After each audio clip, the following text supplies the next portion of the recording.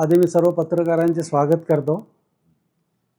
त्या ठिकाणी जी काही घटना झाली त्याबद्दल मी पहिला दिलगिरी व्यक्त करतो आणि मी ठासून सांगतो या ठिकाणी का मी महिला डॉक्टरवर हात उचललेला नाही।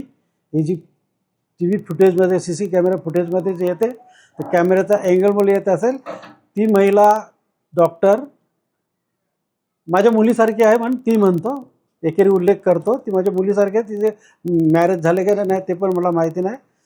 सतत कानाला बोलत होते, आमची रिक्वेस्ट ऐकत नव्हती आणि त्यामुळे मी तुझा फोन ठेव बाजूला, आमची कंप्लेंट आधी घे, काय तर आमची तक्रार घे, ऐकून घे, एवढंच तिला बोललो। आणि मी त्या महिलेला मारलेलं नाही, आम्हाला बाळासाहेबांची शिकवण आहे, त्यामुळे महिलांवर आम्ही हात उचलला नाही आणि याच्यापुढे उचलणार नाही।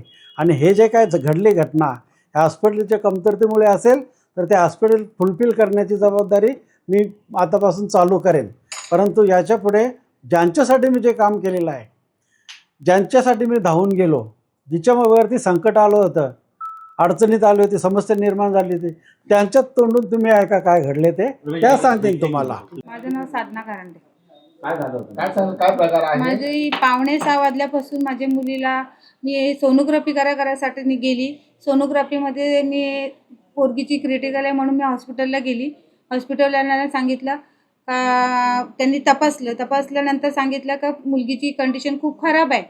तर कंडिशन खराब आहे तर मग म्हटलं मॅडम तुम्ही ट्रीटमेंट करा काहीतरी। तर मग आमच्याकडे बेडच नाही आहे त्यांचा।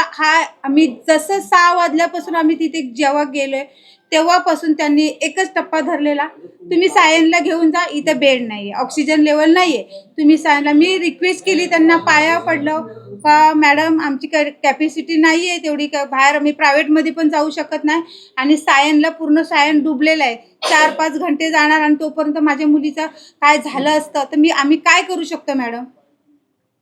तुम्हीच सांगा। आम्ही डॉक्टरांना आम्ही देव मानतोय, तुम्ही देवासारखे, तर तुम्ही आम्हाला काय पर्याय सांगा आम्हाला। तुम्ही 6 वाजल्यापासून ते 9 वाजेपर्यंत माझ्या पोरगीला तडपडत ठेवली त्या लोकांनी, पण त्यांनी मग पुढे त्यांना आम्ही रिक्वेस्टच करतो, ती लोक बोलतात सायनलाच घेऊन जा। 6 वाजल्यापासून ते 9 वाजेपर्यंत त्या लोकांनी एकच टप्पा ठेवला आणि नंतर मग मला त्यांनी पर्यायच नाही, ते नाहीच बोलायला लागले म्हणून दादांना मला फोन करायला लागले। मी दादांकडं खूप रडली, दादा असं बोलतात का सायनला घेऊन जा, पण सायन पूर्ण डुबले, तर आता मी मुलीला काय करू? माझी पुरीचा जीव मध्येच रस्त्यात काय झालं तर मी काय करू?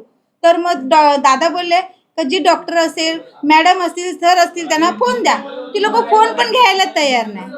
नाही झटापट नाही केलेलं आहे दादांनी। जेव्हा ते दादा त्या मॅडमशी बोलतायत दादा, तर त्या मॅडम ऐकायला तयार नव्हत्या, ती फोनवरतीच बोलत होत्या। तर दादाने केलं, माझ्याशी बोला मॅडम, तुम्ही फोन नंतर बोला, मला सीएम मॅडमचा कुठला नंबर द्या। ते दादा बोलतो योग्य नाही वाटलं, पण माझी मुलगी तडपडत होती ना, ते तुम्ही बघितलं नाही।